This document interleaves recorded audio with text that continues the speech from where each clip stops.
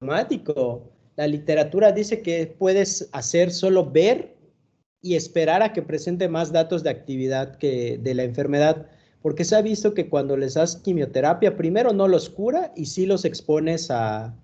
No los cura, sí retrasa. Güey, ¿por qué salió esto de punto? No sé qué. ¿Alguien? ¿También ustedes pueden ver eso que se ve acá? En mi pantalla, serie Q2, no sé qué. Sí, sí se ve, doctor. Y Bueno, ¿y qué es eso? Voy a cerrar eso. ¿Qué? ¿Qué es eso? A lo mejor es algo relacionado con el, con el Teams. Ah, creo que ya sanó. Vamos a ver. No, ¿qué es eso? Bueno, no creo que sea algo grave. El caso es que si solo tienen la linfocitosis, puede ser que incluso solo los vigilemos. Es que este tipo de leucemia se ha visto que si les damos quimio en esa etapa donde no tienen ninguna otra alteración, no los beneficiamos. O sea, no ganan nada. Y si los exponemos a la quimioterapia.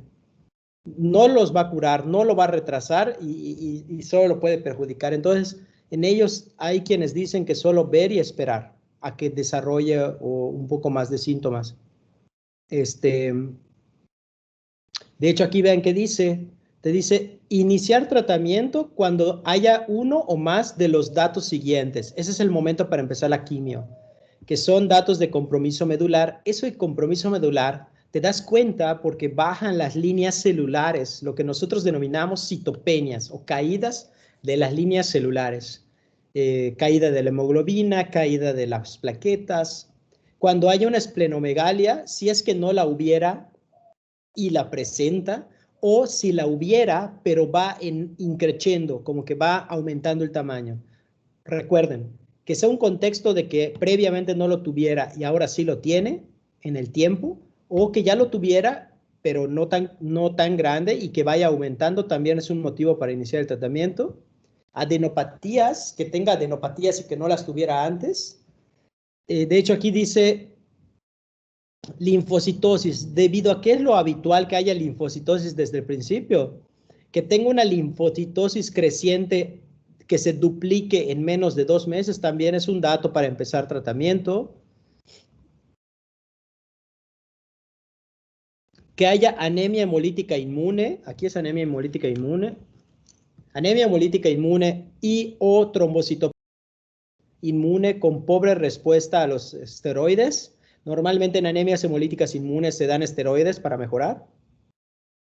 Pero bajo ese contexto y que no mejorara, también podría ser un motivo para ya empezar la quimio o que tenga más síntomas constitucionales.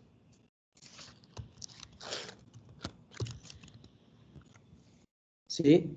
¿Cuáles son los regímenes de quimioterapia? Tenemos la monoterapia que se da para ancianitos o pacientes con múltiples comorbilidades como diabetes, hipertensión, entre otras. El fármaco de elección es el clorambucilo para este tipo de pacientes, ya grandes, ya mayorcitos. ¿Sí? Y dice, si se agregan varios procesos inmunes como una anemia hemolítica inmune agregada o una trombocitopenia inmune agregada, se puede dar corticoides y o un anti-CD20 que es el rituximab. Y alternativas tenemos a la bendamustina y a la fludarabina. Aquí estamos hablando de los pacientitos que son ancianitos o con múltiples comorbilidades. Aquí la quimioterapia va a ser una sola, monoterapia. Cuando son pacientes más jóvenes sin tantas comorbilidades, aquí se les puede dar poliquimioterapia, ¿sí? Poliquimioterapia, que incluye esquema FCR, que es fludarabina, ciclofosfamida y rituximab. No se preocupen, no pretendo preguntar quimios, no pretendo preguntar en quimioterápicos específicos. Aquí vean cómo el tratamiento de la leucemia mieloide crónica es el trasplante de médula ósea halogénico de precursores hematopoyéticos. Esto es teóricamente curativo, pero se va a hacer cuando el paciente se encuentre en una fase blástica o en la fase acelerada, o que que no estuviera en la fase blástica o acelerada, pero que tuviera resistencia a los fármacos que se dan en la fase crónica. Es un motivo para darle trasplante de médula ósea a estos pacientes. Mientras tanto, el tratamiento que se le da a estos pacientes es mesilato de imatinib, ¿sí? Este es un inhibidor de tirosinquinasa, ¿sí? Y esto lo que va a hacer, primero que nada, es de primera línea, es un inhibidor de la proteína tirosinquinasa que se forma de manera anormal en la leucemia mieloide crónica. ¿Cuál es el mecanismo de resistencia para este fármaco? Las mutaciones en las sinasas. Si llega a haber resistencia al imatinib, hay que darles otros inhibidores de tirosinquinasa de segunda y tercera generación, como el nilotinib, dasatinib, etc. Y no lo olviden que el tratamiento debe de iniciarse. Perdón. Aquí otra cosa. Aquí te dice, iniciar el tratamiento, que es durante la fase blástica no sirve para nada. Es insatisfactorio. Estos tratamientos se empiezan en la fase, ¿cómo se llama? En la fase crónica, no en la fase blástica. En la fase blástica, el tratamiento, como ustedes se imaginarán, propiamente es el manejo de una leucemia aguda, chicos, propiamente, así tal cual, como si fuera una leucemia aguda. No sé si tengan alguna pregunta o alguna duda relacionado con leucemias agudas y crónicas. Recuerden, chicos, no es tanto que se sepan las subvariedades o los subtipos de leucemia, pero sí que puedan, pero definitivamente que puedan, ¿cómo se llama?, sospechar en leucemias, qué datos clínicos la sugieren, qué hallazgos de laboratorio pueden haber, qué estudios necesito. O sea, eso sí está bien que lo sepan, chicos. Eso sí. Ahora, que cosas así muy específicas, que la leucemia mieloide monocítica o cosas así, no. Tan específico en lo de subvariedades, no. Generalidades. Por eso ven que les hice este cuadro, ¿no? Espero que les haya gustado porque me tomó un poco de tiempo. Oh, por Dios, vieron un examen, olvídenlo. Vamos a ver. Vamos a ver.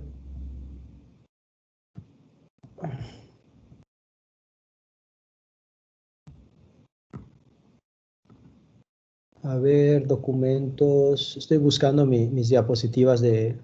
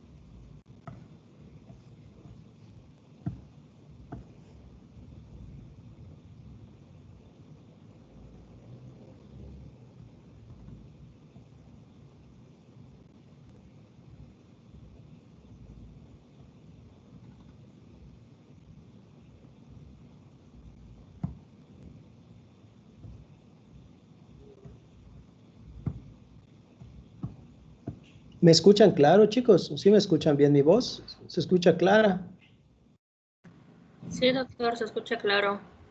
Perfecto. Bueno, vamos a empezar el módulo de renal. Es un tema, chicos, buenísimo. Es una de los mejores temas de la medicina, que es renal. Bien, como saben, el sistema renal tiene diversas funciones. Bueno, ¿cuáles son esas funciones del sistema renal? Dentro de las funciones del sistema renal tenemos la excreción de productos metabólicos de desecho y las sustancias químicas extrañas. O sea, esa es como que la función, creo que la más conocida que tenemos del riñón. Como que te digan, pues es que el riñón tiene que eliminar lo que no te sirve, ¿no? O sea, tenemos reacciones metabólicas que degradan componentes o sustratos y nos van a dar productos que algunos son de desecho, ¿no? Y hay que eliminarlos a través de la orina. Ese es el más conocido. De hecho, nosotros evaluamos indirectamente el funcionamiento del riñoncito, que es este desecho de sustancias, a través de la medición de algunos subproductos de desecho, como lo es la urea y como lo es la creatinina. De hecho, utilizamos ver eso en laboratorio, específicamente en un estudio de laboratorio que se llama química sanguínea, para ver si se acumulan, da a entender de forma indirecta que no está funcionando adecuadamente el riñón. Y si disminuyen su cantidad en sangre, ya no significa que no funcione el riñón, pero puede significar que no tenemos una adecuada ingesta de proteínas. Otra de las funciones del riñón es la regulación del equilibrio hídrico-electrolítico. O sea, recuerden que el sistema renal regula la cantidad de líquido que compone el organismo, regula los electrolitos, como son el sodio, el potasio, ¿verdad? El cloro. También regula la osmolalidad de los líquidos corporales y de las concentraciones de electrolitos, que ya lo dijimos. Regulación del equilibrio ácido-base. Regulación de la presión arterial mediante el sistema renina-angiotensina. Secreción del metabolismo y excreción de las hormonas mediante la renina, eritropoyetina, vitamina D y todo lo que sucede en las células especializadas del riñón. Gluconeogénesis, regulación de la formación de la 1,25 hidroxicolecalciferol. Ahí dice dihidrocolecalciferol, perdón, el calcitriol, ¿no? Que es lo mismo. Y regulación de la producción de eritrocitos mediante la función de la producción de eritropoyetina. Vean todo lo que está acá, chicos, todo lo que está acá. Si el riñón falla, y dependiendo de dónde falle, cuánto tiempo falle y la severidad, todo lo que ustedes ven allá se puede ver alterado, todo lo que ven. Todas esas funciones se pueden ver alteradas. Obviamente, las que te das cuenta más rápido, tanto en la aguda como en la crónica, es el acúmulo de los subproductos de la degradación. Cuando no funciona el riñón, no puede filtrar y no puede eliminar. Por eso nos damos cuenta rápido cuando hay una elevación de los azoados, urea, creatinina y boom, ¿sí? Y en situaciones más severas y avanzadas, puede haber alteraciones en la calcificación de los huesos, puede haber alteraciones de la presión, puede haber alteraciones, pueden haber trastornos ácido-base, retención de líquidos, que son un poquito de aparición un poquito más lenta, ¿no? Ok, bien, algunos conceptos que hay que entender. Cuando nosotros hablamos de falla renal aguda, hace alusión a que el funcionamiento del riñón falla, pero que esto sucede de forma rápida, ¿sí? No cumple sus funciones. Más sin embargo, el término que se modificó y que es el más apropiado hoy por hoy es el de lesión renal aguda, porque hace alusión a una alteración que causa una incapacidad del riñón para funcionar, ¿no? Tenemos a la lesión renal aguda, la enfermedad renal aguda y la enfermedad renal crónica, que como vieron en el video, ¿sí? Lo va a diferenciar la temporalidad. Habitualmente, si sucede la falla en el funcionamiento en menos de 7 días, habitualmente es una lesión renal aguda. Si sucede el problema en el funcionamiento del riñón y esta alteración en el funcionamiento del riñón persiste más de 3 meses, se dice que es una enfermedad renal crónica. Si está en un periodo de tiempo entre menos de 7 días y menos de 3 meses, se dice, perdón, más de 7 días y menos de 3 meses, se dice que es una enfermedad renal aguda. ¿Qué es lo que nos puede ocasionar finalmente cualquiera de estas, chicos? Cualquiera de estas, al final, nos puede causar síntomas relacionados al acúmulo de estos subproductos de la degradación de reacciones metabólicas. Eso se denomina síndrome urémico. Uremia se le puede decir, o síndrome urémico agudo, que son datos clínicos, que son síntomas y signos, y datos bioquímicos asociados a la hiperazoemia, que hiperazoemia hace alusión a la elevación de la urea, el BUN y la creatinina. Cuando hablamos de una enfermedad renal crónica en estadio final, hablamos de que el paciente ya no tiene funcionamiento del riñón y que ese paciente requiere una sustitución del funcionamiento del riñón a través de algún método de sustitutivo del funcionamiento renal. Aquí lo dice, tratamiento sustitutivo de la función renal. Y aquí tenemos a la diálisis peritoneal, la hemodiálisis y el tratamiento sustitutivo lento.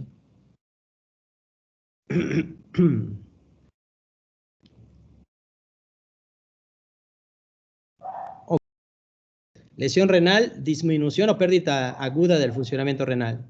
¿Sí?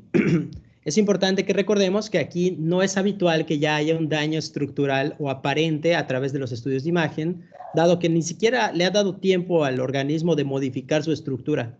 ¿Sí? A diferencia de la enfermedad renal crónica, dura más de, aquí es enfermedad renal aguda, perdón, en la enfermedad renal crónica, donde dura más de 3 meses. Aquí dice ERA, que es enfermedad renal aguda, pero no. En la que dura más de 3 meses, se llama enfermedad renal crónica, ¿sí? Y ahí por default ya le dio tiempo al cuerpo hasta de modificarse y es que se espera que haya alteraciones estructurales. Y en la enfermedad renal aguda sí puede haber algunas alteraciones estructurales, pero que quizás todavía no son tantas como la enfermedad renal crónica. Dicho de otra manera, alteraciones funcionales, todas van a tener alteraciones funcionales, ¿sí? Y estructurales, la aguda pura, lesión renal aguda de acute kidney injury no va a tener, más que las alteraciones estructurales van a ser claras en los pacientes que tienen una enfermedad renal crónica y en los que tengan una lesión, una enfermedad renal aguda o acute kidney disease, ¿sí? Sí pueden presentar alteraciones estructurales. Por ejemplo, aquí nos ponen acute kidney disease y aquí nos ponen enfermedad renal crónica, chronic kidney disease, y aquí nos ponen a la acute kidney injury, ¿sí? O aguda, que se queda acá, ¿sí?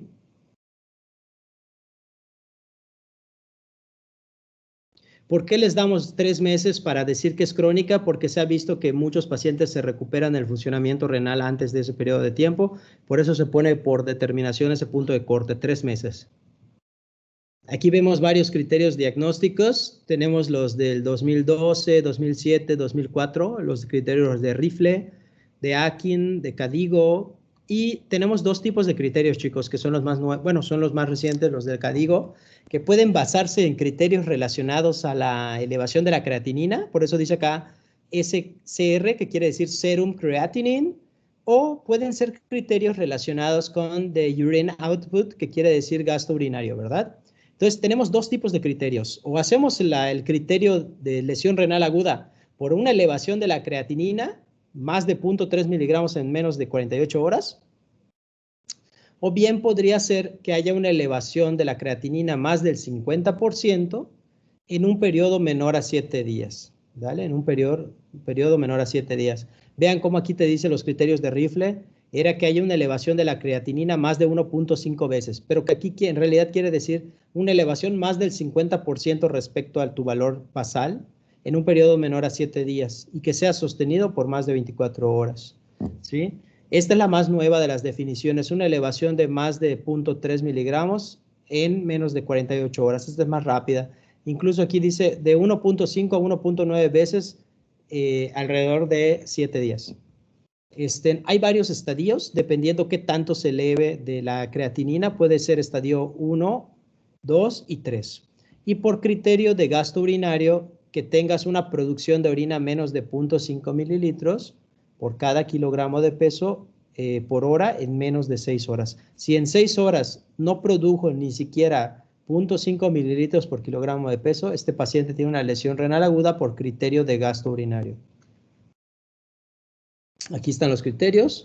Ahora aquí se agrega este dato, te dice en pacientes más jóvenes que adultos, o sea, menores a 18 años, la disminución de la tasa de filtrado glomerular a menos de 35 mililitros por minuto se considera en un criterio de lesión renal aguda en pediátricos.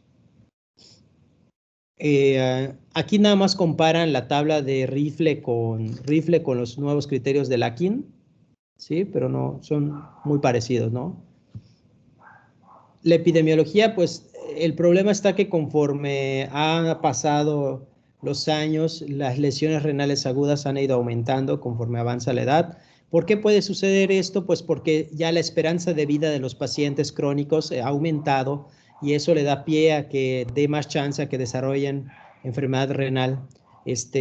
Además de que viven más tiempo y pueden enfermarse más, entonces más riesgo de lesiones renales agudas. Por eso ha ido aumentando, conforme aumenta la esperanza de vida.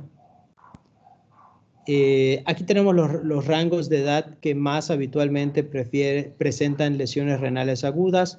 Evidentemente las personas mayores presentan más probabilidad de presentar falla renal. ¿Por qué? ¿Cuál es el fundamento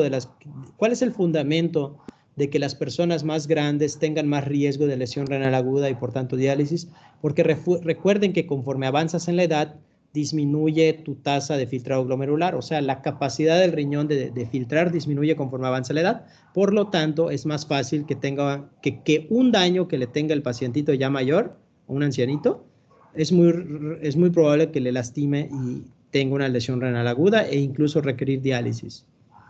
Los factores de riesgo, no los olvidemos, tenemos situaciones que exponen al paciente a desarrollar lesión renal aguda y situaciones que lo hacen susceptible, como la sepsis. La sepsis por default al paciente lo puede llevar a una lesión renal aguda. Los pacientes que tienen un shock circulatorio por cualquier causa, que puede ser un choque hipovolémico, un paciente gran quemado, un choque séptico, un choque cardiogénico, un gran quemado, como les dije, miren, un paciente con mucho trauma, politraumatizado, un accidente, por ejemplo, el uso de nefrotóxicos, fármacos o uso de medios de contraste pueden condicionar en una lesión renal aguda. Y lo que te vuelve susceptible, hay situaciones que te hacen susceptible a que lo tengas, el hecho de ser diabético, si padeces de cáncer, si eres mujer, si eres de raza afroamericana, tienen más predisposición. Y obviamente, pues aquí donde te dice chronic kidney disease, da a entender que un paciente que ya tiene una enfermedad crónica en el riñón tiene mayor facilidad, mayor predisposición a que por alguna razón tenga un agravamiento de su funcionamiento renal, un agravamiento o un empeoramiento. Las causas pues pueden clasificarse si son propias del riñón o del parénquima renal, que esas se llaman causas renales o intrínsecas. Pueden ser prerrenales relacionadas a lo que lleva el filtrado hacia el parénquima renal, o sea, se les llama prerrenal. Y luego tenemos al posrenal, que hace alusión a lo que obstruya la salida de la orina. ¿Cuáles son las causas? La causa número 1 mundial es la lesión renal aguda prerrenal relacionada con el volumen circulatorio, pero dentro de los hospitales, por eso dice aquí acute kidney injury, las causas de lesión renal aguda en hospital, la causa número 1 es la necrosis tubular aguda, que en sí, la necrosis tubular aguda en sí forma parte de las lesiones renales agudas de tipo renal intrínseco. Aquí pues es un esquema donde hace alusión a todas las posibles causas, ¿sí? Todas las posibles causas. Y tenemos, por ejemplo, la prerrenal, que son estas. La prerrenal. Dentro de la prerrenal tenemos a lo que nos causa hipovolemia, por ejemplo, una diarrea con mucha pérdida de volumen, falla cardíaca, un síndrome hepatorenal. Y de este lado tenemos las causas renales intrínsecas, o renales propias del parénquima, que se pueden subclasificar como de vasos pequeños, small vessels disease, o pueden ser por alteraciones del glomérulo, enfermedades glomerulares, como por ejemplo enfermedades de la membrana basal glomerular, glomerulonefritis infecciosa, nefropatía IgA, entre otras, ¿no? Generalmente las glomerulonefritis.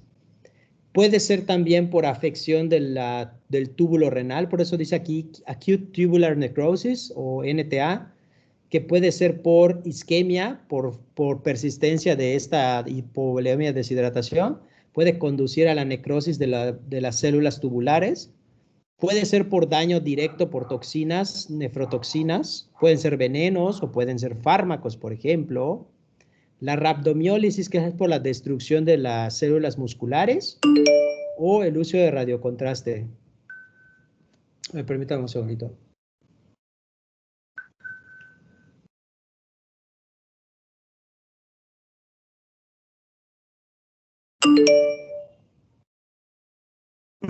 Ay, Dios mío.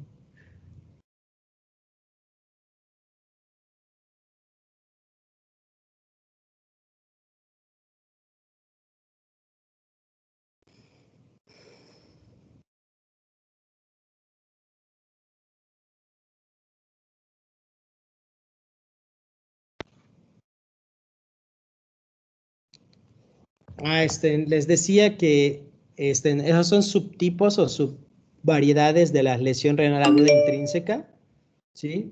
Y, por ejemplo, también tenemos a la nefritis intersticial aguda, que también puede ser por fármacos, y también puede ser por infecciones o enfermedades sistémicas, u obstrucción del túbulo renal. Ahora, cuando lo que se obstruye es la salida del riñón, de la orina después de que sale del riñón, se llama lesión renal aguda postrenal. Por eso dice acá postrenal obstruction.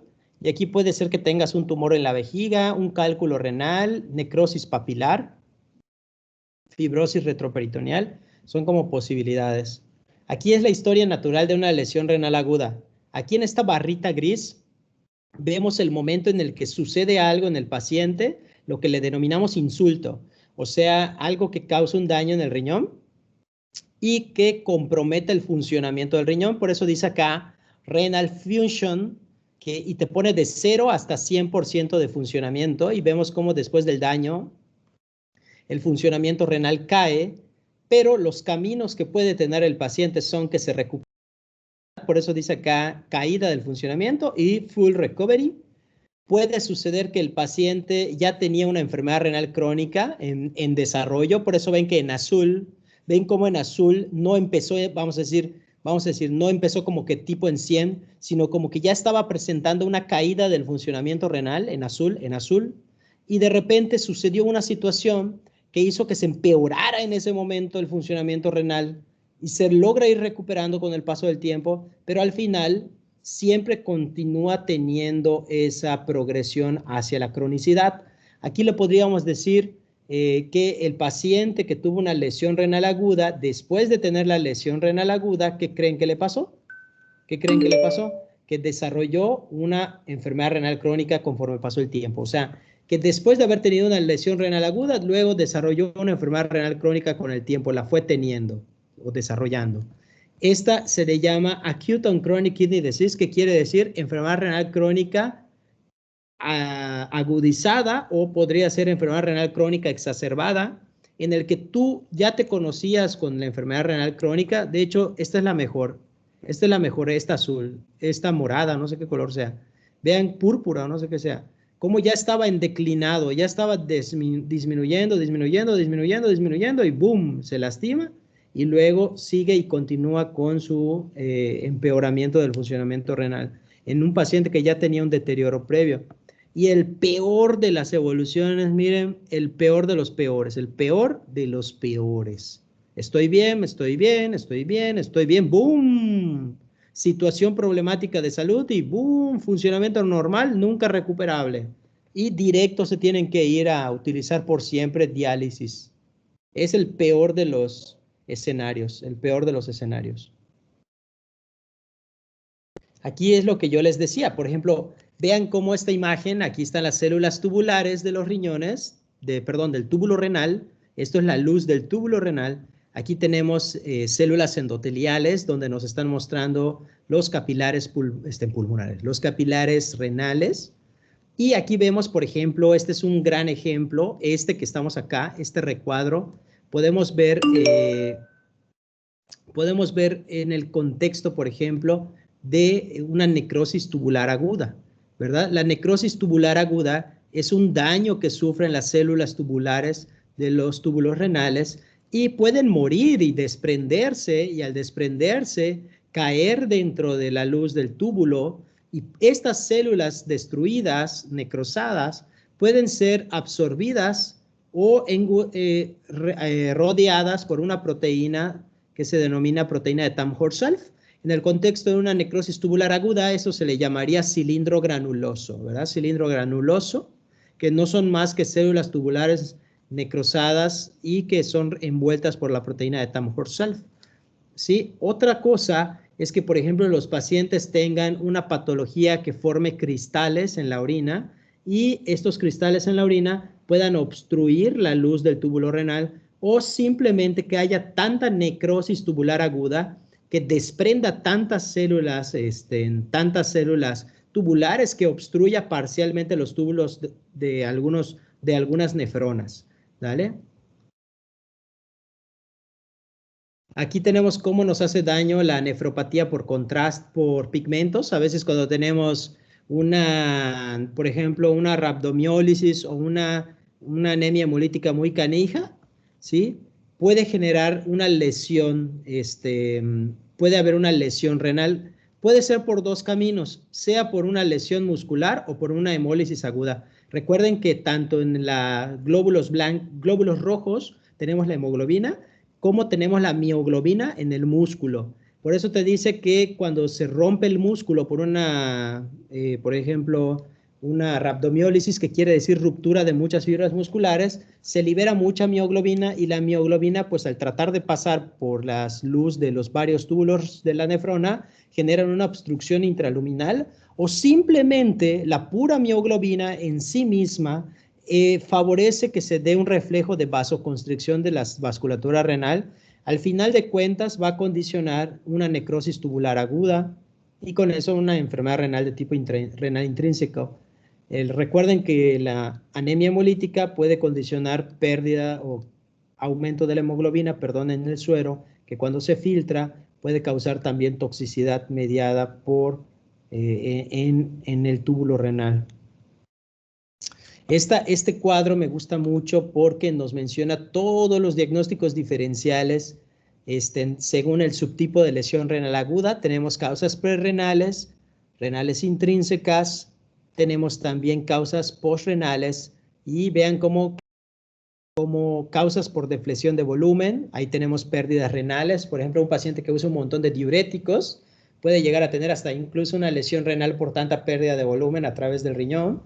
Gastrointestinales, como los que tienen diarrea, o simplemente si tuviste algún accidente o una situación que te haga sangrar mucho, te puede deprimir el volumen y causarte una lesión prerrenal, ¿sí?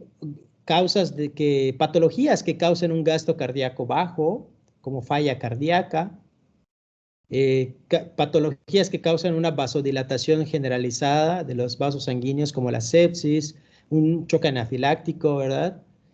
O estas son muy importantes. Aquí lo tengo que recalcar, todo lo que pueda causar una vasoconstricción de la arteriola aferente puede producir una falla renal prerrenal, y todo lo que cause una vasodilatación de la arteriola eferente puede causar una lesión renal aguda, o si es que ya tenías una enfermedad renal crónica, pues empeorar tu lesión renal aguda, ¿no?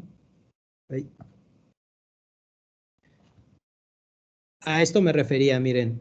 Aquí tenemos,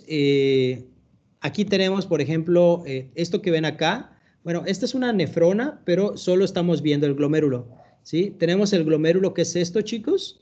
Esto que está acá es el espacio de Bowman. Esto es la cápsula de Bowman. Esto es el túbulo renal.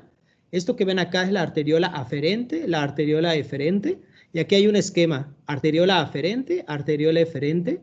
Recuerden que la arteriola aferente es la que permite que pase la sangre hacia el glomérulo, y el aumento de la presión hidrostática del glomérulo es lo que produce el trasudado, o sea, produce el filtrado glomerular y que se convierte en orina. Y de este lado tenemos la arteriola eferente, que saca la sangre del glomérulo que va llegando, pues aquí se va la sangre, sale. Entonces, ¿cuál regula qué? Mira, si nosotros damos AINES, del inglés NSAID, non-steroidal analgesic y no sé qué cosa. Bueno, cuando nosotros damos eso, nosotros bloqueamos a la ciclooxigenasa, o sea, al COX, y evitamos la producción de prostaglandinas. Recuerden que las prostaglandinas son vasodilatadores. Si nosotros damos un AINE, evitamos que se formen los vasodilatadores, en este caso prostaglandinas, y por tanto generamos lo contrario, que se mantenga estrecha la arteriola aferente. No olviden, AINE de analgésico no esteroideo de aferente. Evita la vasodilatación, o sea, al evitar la vasodilatación, ¿verdad? Luego tenemos la arteriola eferente. ¿Cómo te la acuerdas? La de ECA, de enzima convertidora a angiotensina, ECA de eferente. Entonces los YECAs del inglés assay, los YECAs lo que hacen es evitar la formación,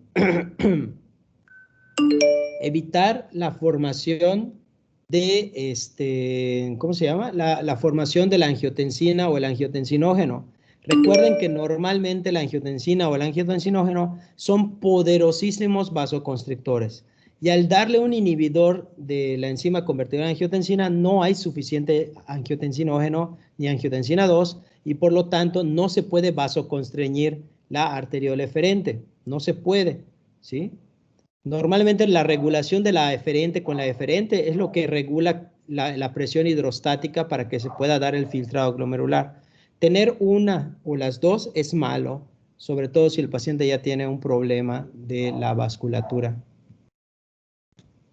Vemos los tipos y causas de lesión renal aguda intrínseca o también denominada lesión renal, renal intrínseca o sí, intrínseca. Y tenemos la necrosis tubular aguda, tenemos a la nefritis intersticial, tenemos a la obstrucción intratubular, la nefritis, la glomerulonefritis o alteración del glomérulo y afección de los grandes vasos, ¿sí?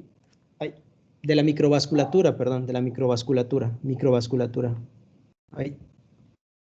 Y bien, aquí te dice, por ejemplo, necrosis tubular aguda puede ser por isquemia, pero aquí la isquemia está chistoso, porque puede ser que haya empezado como una lesión renal prerrenal, porque, pues no sé, a lo mejor le dio una diarrea, ¿verdad? Que le condicionó una disminución de la sangre que llegaba al riñón. Pero si esto persiste tanto, se compromete la perfusión de las células tubulares y estos pacientes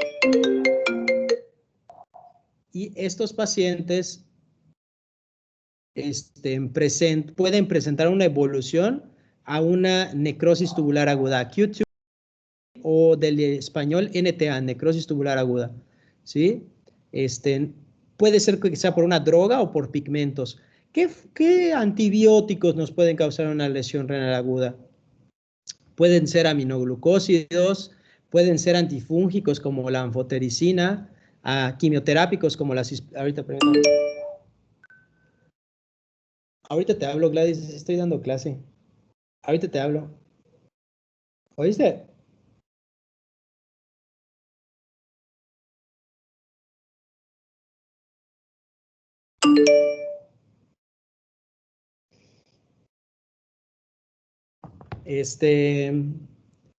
Y no olvidemos que nos puede causar nefrotoxicidad por pigmentos, una rhabdomiólisis, que es una ruptura de las fibras musculares.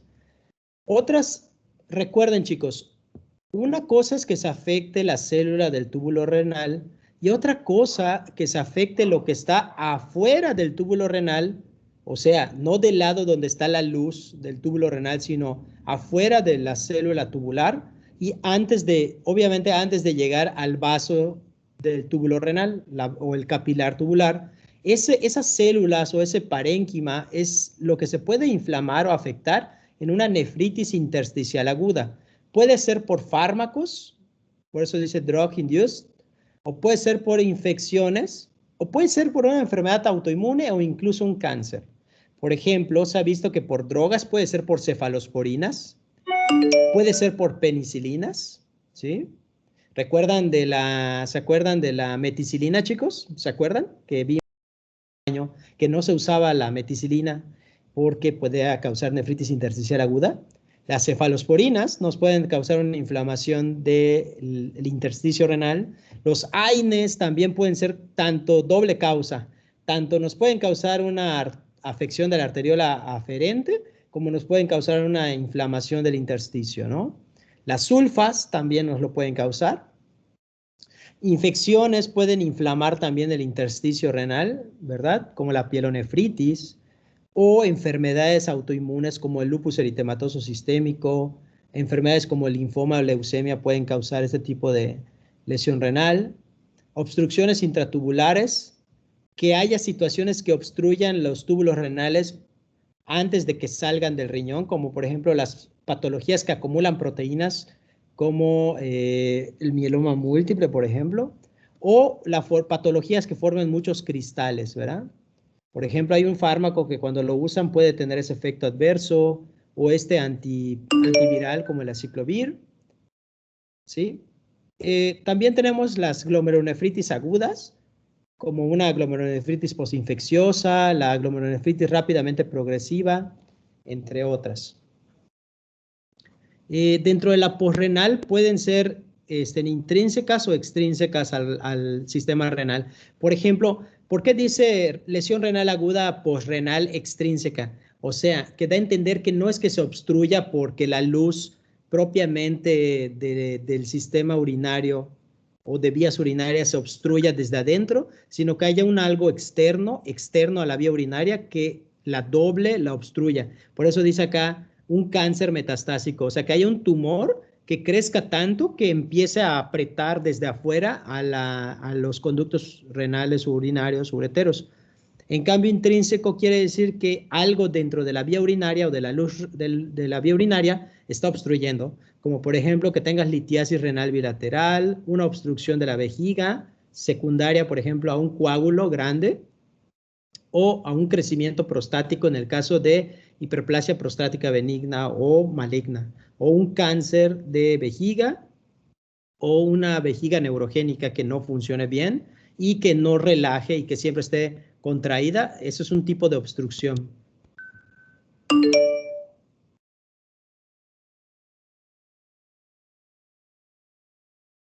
Ok, pues esto es lo que yo les decía, chicos. El síndrome urémico puede afectar todos los órganos. Puede afectar el hígado, todo el sistema gastrointestinal, el corazón, el cerebro, pulmones y médula ósea. Desde un punto de vista técnico, no quiere decir que porque falla tu riñón de forma aguda vas a tener todas estas manifestaciones en sí. No necesariamente, pero puedes tener una combinación de varias afecciones en diferentes órganos. Dentro de los más comunes, cuando hay una falla renal aguda, muy severa, muy intensa, muy severa y muy intensa, puede haber algo que se llama encefalopatía urémica, o sea, el paciente puede empezar a estar desorientado, a decir cosas que no son, puede llegar a suceder eso, ¿sí?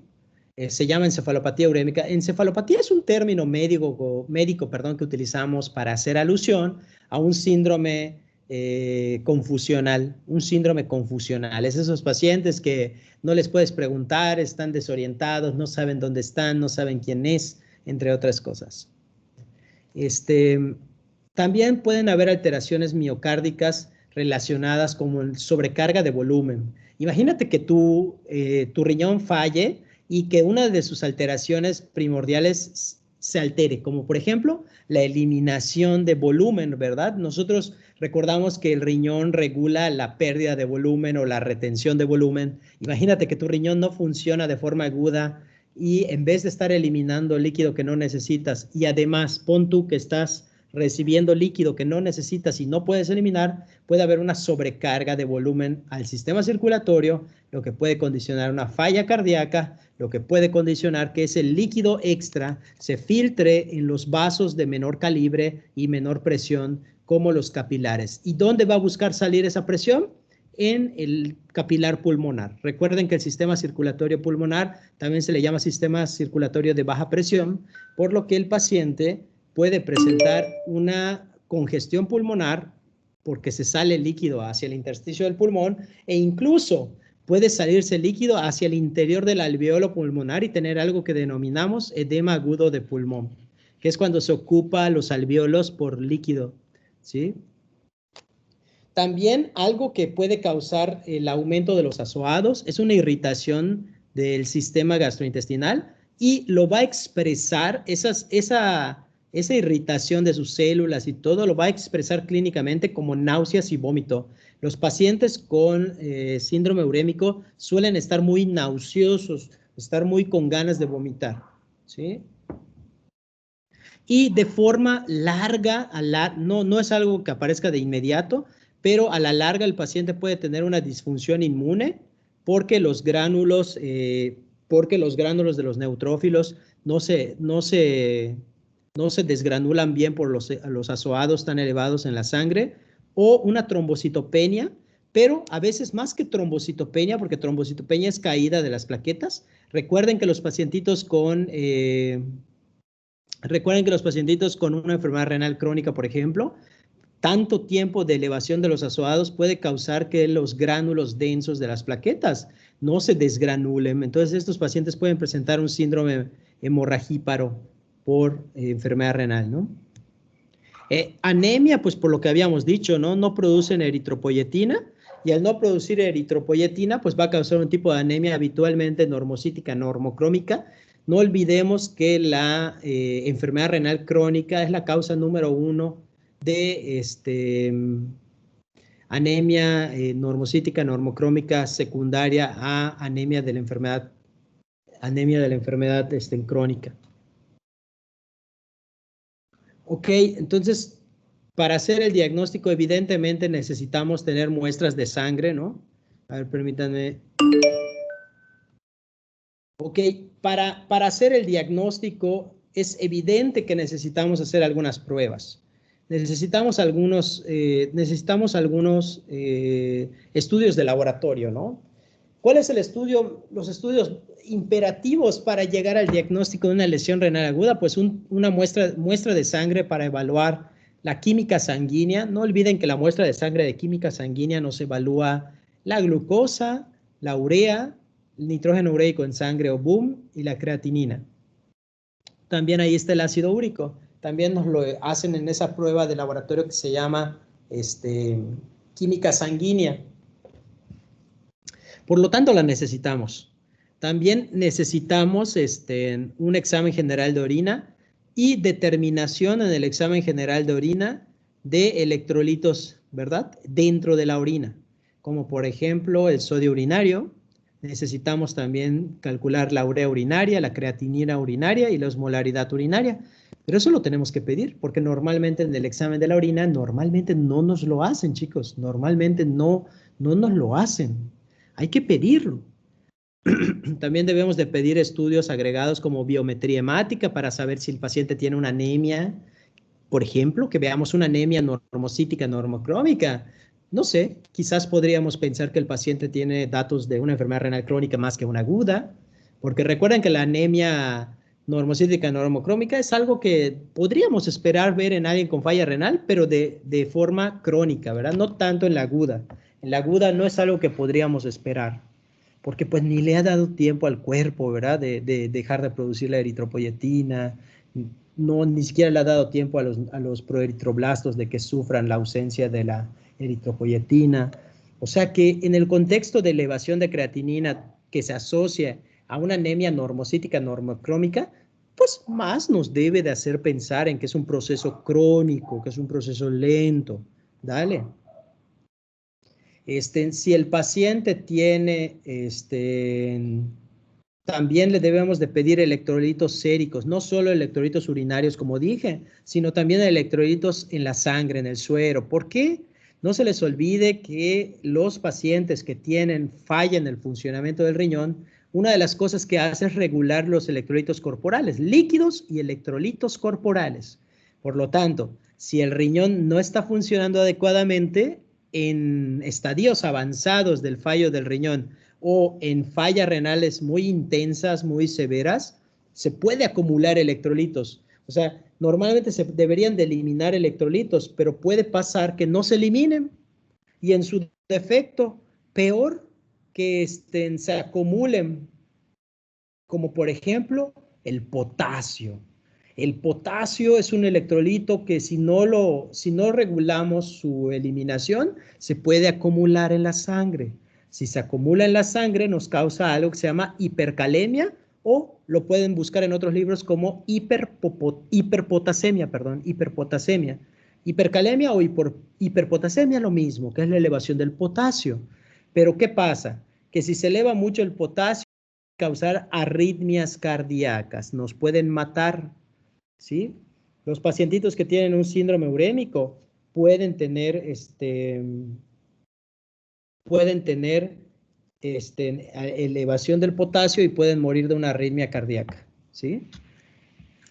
También algo que los pacientes con enfermedad, más la crónica que la aguda, en la aguda no se esperaría ver esto, chicos, en la aguda no, en la lesión renal aguda no se esperaría ver lo que voy a comentar, pero en los electrolitos séricos pudiera ser que se disminuya el calcio, ¿sí? ¿Por qué? Recuerden que el sistema renal convierte la vitamina D en vitamina D activa gracias a la alfa hidroxilasa de los riñones.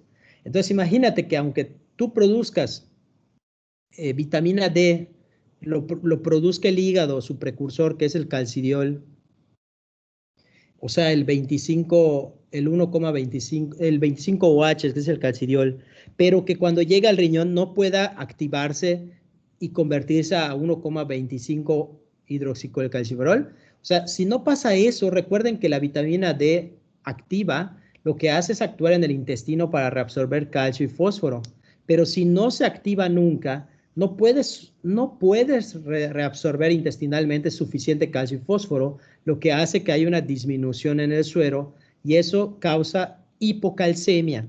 Y esta hipocalcemia va a generar una respuesta endocrina que va a hacer que las paratiroides sintetice más paratormona.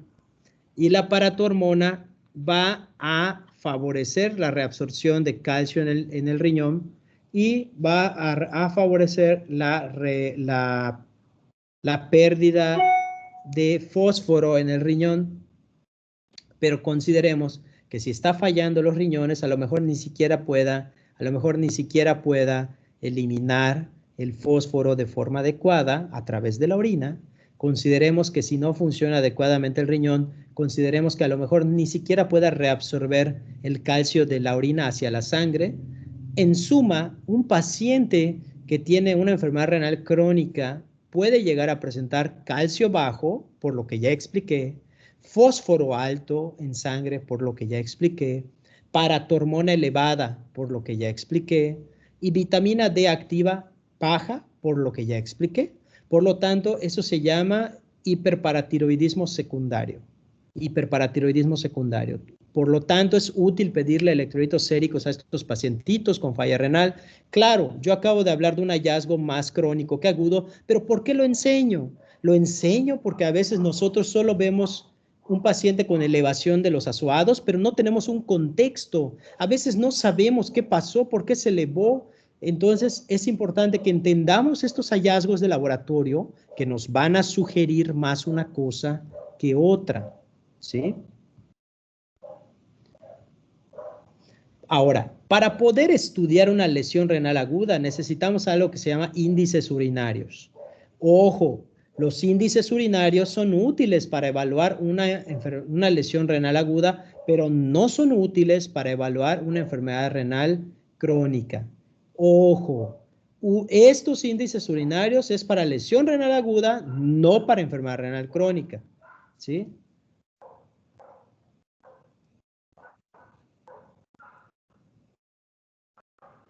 Wait.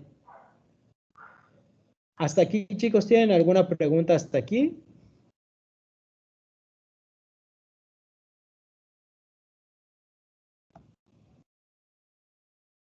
¿Tienen alguna pregunta, chicos, hasta aquí?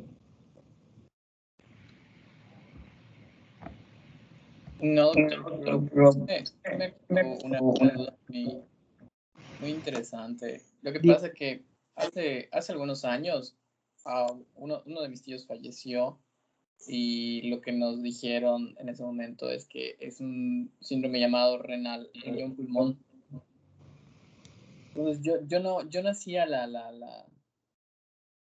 el empalme de por qué sucedía esto. Entonces, viendo ahora que perdiendo la función renal, prácticamente el desahogo de toda esa presión sanguínea viene siendo en los pulmones, pues ahora tiene bastante lógica, porque cuando entré a verlo, el doctor me dijo, puedes ver lo que hay aquí en esta radiografía, y lo que veía era que un pulmón estaba ya había colapsado, estaba lleno de sangre, y me dijo, tiene hemorragia alveolar difusa. Chispas. Sí. Tu tío tenía granulomatosis de Wegener, síndrome de Church-Strauss. Realmente no sabría decirle si tenía algún tipo de síndrome o alguna otra patología, pero fue algo muy rápido. No sé si se acuerda cuando hubo como que la epidemia de chikungunya y Zika. Bueno, más o menos para esas fechas, él empezó a presentar síntomas similares a esas dos enfermedades, y hubo un día que ya presentó hemoptisis y ya fue algo que llamó demasiado la atención. Lo internaron en el Orán y internado duró a lo mucho un día y medio. Sí, pero pues, o sea, digo, es un suceso realmente que pues sigue siendo bastante triste y doloroso, pero ya puedo entender por qué sucede. Sí, y eso que mira, vamos a ver en la siguiente clase vamos a ver glomerulopatías. Bueno, obvio tenemos que finalizar lesión renal aguda y crónica, pero va a ser rápido, porque si ya vieron los videos va a ser más rápido, es un recordatorio. Pero vamos a llegar a la clase de glomerulopatías y ahí vamos a hablar de glomerulonefritis y algunas patologías inmunes que causan afección de los capilares pulmonares y al mismo tiempo afección de los capilares glomerulares, o sea, el glomérulo. Se llaman enfermedades que causan algo que se denomina síndrome de riñón-pulmón, que causan sangrado de los o sea, causan hemorragia de los capilares pulmonares y esa sangre pasa del capilar al intersticio pulmonar y del intersticio pulmonar entra dentro del alveolo y se puede expulsar hacia el exterior. Y en la radiografía se ve como radiopacidades pulmonares, que quiere decir ocupamiento alveolar. Y también causa falla del riñón, falla renal de tipo glomerular. A lo mejor eso tuvo tu tío, como tú dices. Lo vamos a ver y lo van a entender un poquito más. Lo van a entender un poco más. No estoy seguro si habrán podido ver los videos de renal, porque me imagino que quizás estuvieron estudiando para epidemia. ¿Cómo les fue? O sea, ¿sí alcanzaron a ver algún videito de renal? ¿No vieron el de casualidad el introductorio, el que es donde hablo de aguda y crónica? ¿Lo pudieron ver o Nelson? El que está frente del pizarrón. No. Ándale, que es con un pizarrón. Ah, sí, sí lo vi. Ok, eso sí lo vieron. Yo pensé que se iba después de ver los dos primeros, pero también lo vi. Habla más de diagnóstico y todo. Así es. Sí, porque ese video es importante para que entiendan las diferencias en cuanto al diagnóstico de una lesión renal aguda y el diagnóstico de una enfermedad renal crónica. Miren, chicos, voy a prender la luz porque creo que no me ven.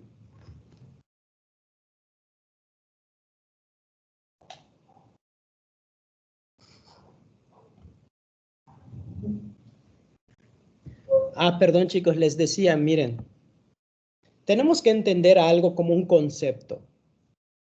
Cuando el riñón falla en alguna o varias de sus funciones, vamos a denominarlo falla renal.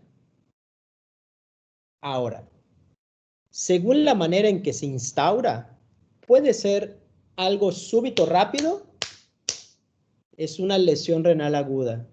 Si es algo que se da de forma paulatina, un daño continuo y persistente, se le llama enfermedad renal aguda si supera los 7 días, pero si pasa más de 3 meses, se dice que eso ya se estableció una enfermedad renal crónica, o sea, una patología renal que ya dañó el riñón y que se sigue dañando conforme pasa el tiempo.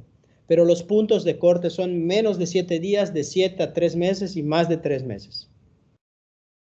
Ahora, la forma en que decimos que está en lesión renal aguda o enfermedad renal crónica nos tenemos que basar evidentemente en datos que sugieran falla renal.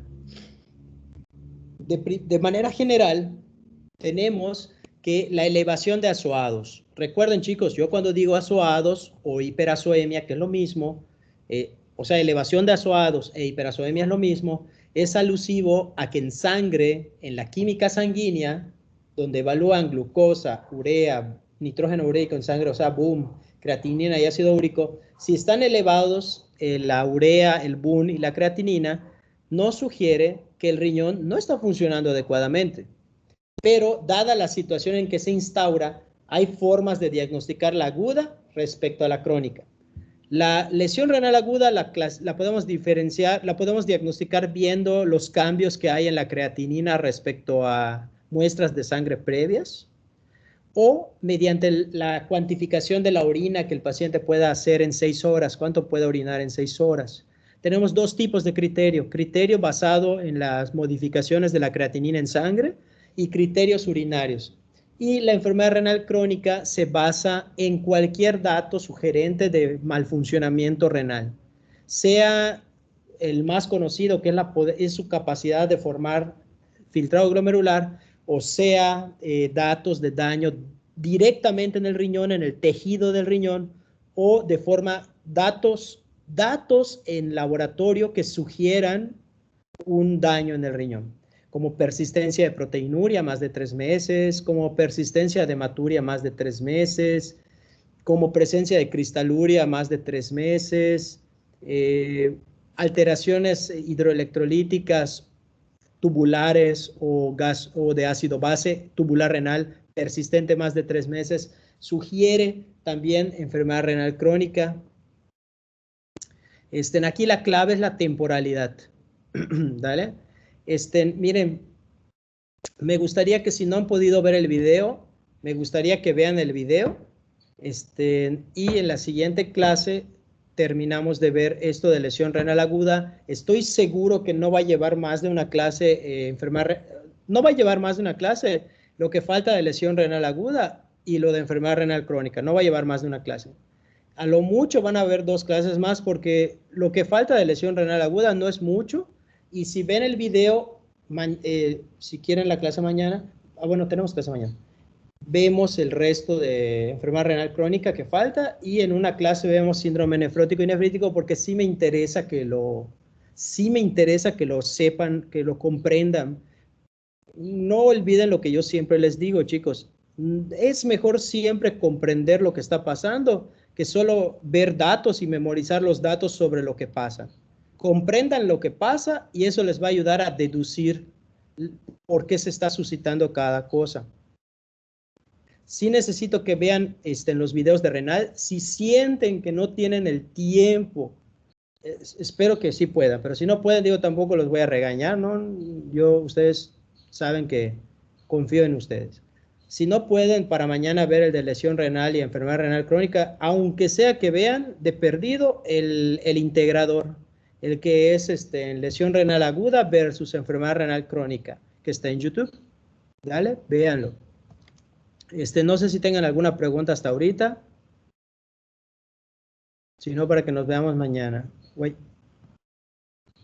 ¿Cómo ven el tema de renal? ¿Lo ven complejo? ¿Lo ven demasiado complejo? ¿Cómo lo ven? ¿Qué opinan? A ver, Alicia. Doctor, yo tengo una duda. Del video es que cuando dice lo de la cuantificación del volumen urinario en 6 horas, en el ejemplo que nos pone luego, o sea, como que la cantidad que le da, lo vuelve a dividir entre 6.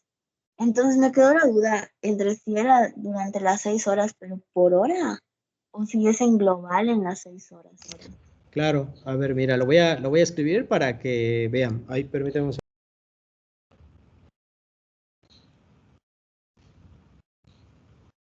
Claro, vamos a ver, voy a compartir mi pantalla para que vean cómo se hace. A ver, vamos a abrir, ¿qué será, qué será? Pues aquí.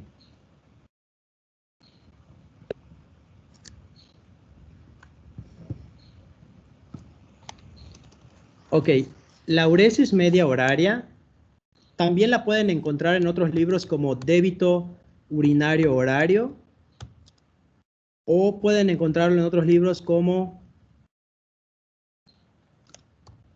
gasto urinario horario, ¿sí? Es la cantidad de orina producida por cada kilogramo de tejido del cuerpo en un periodo de tiempo determinado.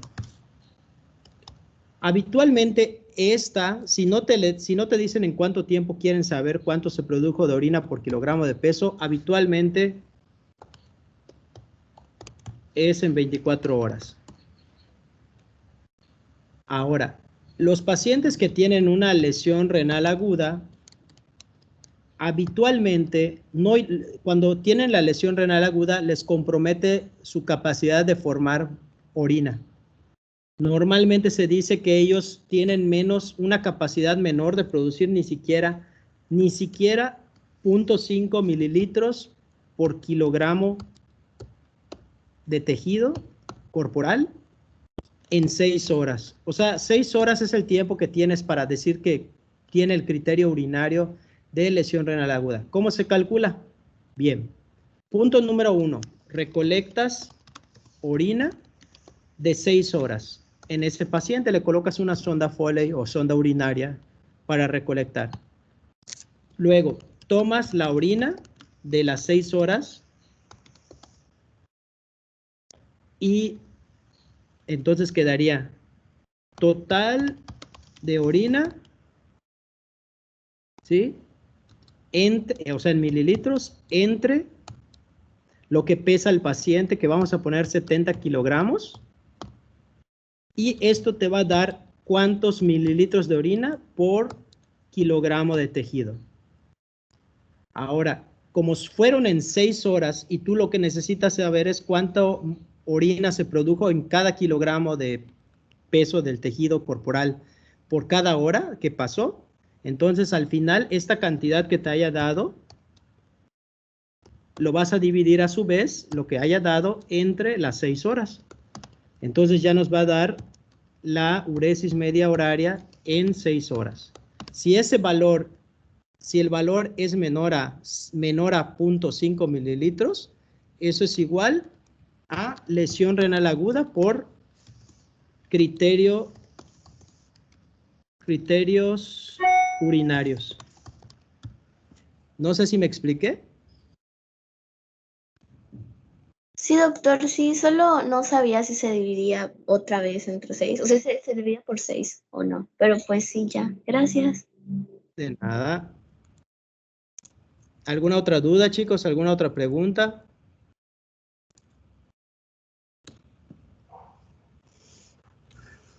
Doctor, cuando hablemos de síndrome nefrítico y síndrome nefrótico, solo vamos a hablar de los síndromes, así, o sea, generalidades de esos. Ya veo que la etiopatología de ambos síndromes que son por patologías glomerulares, ¿no?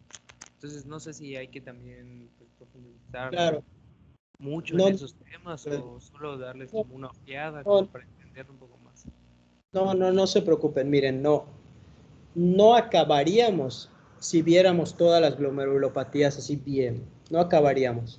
Entonces lo que vamos a hacer es verlo como el síndrome que es, síndrome nefrótico y síndrome nefrítico, que se sepan qué necesito para sospechar en cada uno, qué lo causa, sin necesariamente profundizar en todo sobre la causa, sino solo saber qué los causa, qué, más no profundizar en cada una de las causas. ¿Cómo se estudia al síndrome nefrótico? ¿Qué se le pide? ¿Cómo se estudia? Para pensar en algunas de las causas, pero sin tener que saber, la epidemiología de la glomerulonefritis postinfecciosa, que saber que lo causa tal bacteria, que saber que no, o sea, no tan profundamente. De todas maneras, les tengo una sorpresa porque tengo hecho yo un cuadro de glomerulopatías. Yo lo hice, así como hice el de leucemia, hice el de glomerulopatías, para que está bueno porque resume el capítulo del Farreras. Ya vieron el capítulo del Farreras de glomerulopatías, lo resume todo en un cuadro. Se los voy a pasar, pero sí vean los videos, por favor. Dale, vean los videitos. El de síndrome nefrótico y nefrítico tienen ese video. No, ¿verdad? No, ese no lo tenemos. Changos. Pues, si no, para que se los pase. Jared, ¿tú ya viste el de lesión renal aguda, enfermedad renal crónica y el combinado, el integrador? Ya los vi. Ya veo. Los demás, ¿cómo van, chicos? A ver, levante su mano el que ya vio el de lesión renal aguda. Obviamente no van a levantar su mano, no los estoy viendo. Pero pueden apretar manito. Ah, miren, lesión renal aguda. Lesión renal aguda, lesión renal aguda, manitas. Manitas, manitas, manitas, No, lesión. pero ya lo vi. Ok. Yo Ahora, igual ya lo alzo mi bien. mano. Está larguísimo ese de lesión renal aguda. Tienes que ser un campeón porque está muy largo. ¿Cómo lo vieron? ¿Lo vieron por partes? De corrido. No te creo, no te creo. Pero me imagino que lo que da más tristeza es que el final es lo mero bueno, ¿verdad? Casi el final es así, así lo macizo, los cuadros azules con naranja. Ese es el dato fino, Papau, el dato fino. ¿Qué les iba a preguntar? Y el crónico, ¿quiénes ya vieron el video de enfermedad renal crónica? Bajen su manita los de lesión renal aguda. Los que ya vieron la crónica, enfermedad renal crónica, manitas, manitas. Ay, Dios mío, no veo manitas. Creo que ya se quedaron así. Bueno, está bien, está bien. Nada. ¿Qué pasó? ¿Qué pasó, Moni? Ah, no, nada, ya lo vi, pero no puedo alzar la mano en celular. Ah, bueno, está bien. Y el combinado, me imagino que no lo han visto, ¿no? El integrador. O quién sabe, a lo mejor alguien ya lo vio justamente porque es una integración. No sean malos, traten de descansar un ratito por su examen de epidemia, descansen, coman, duerman y cuando se despierten, échenle ganas, vean los videitos de renal, porfa, para que mañana cuando veamos más lo de renal, pues sea más fluido, lo entiendan un poquito más. Dale, no les cueste tanto trabajo mañana. Bueno, chicos, en lo referente a epidemia, pues hay que esperar a ver realmente las calificaciones. Digo, yo sé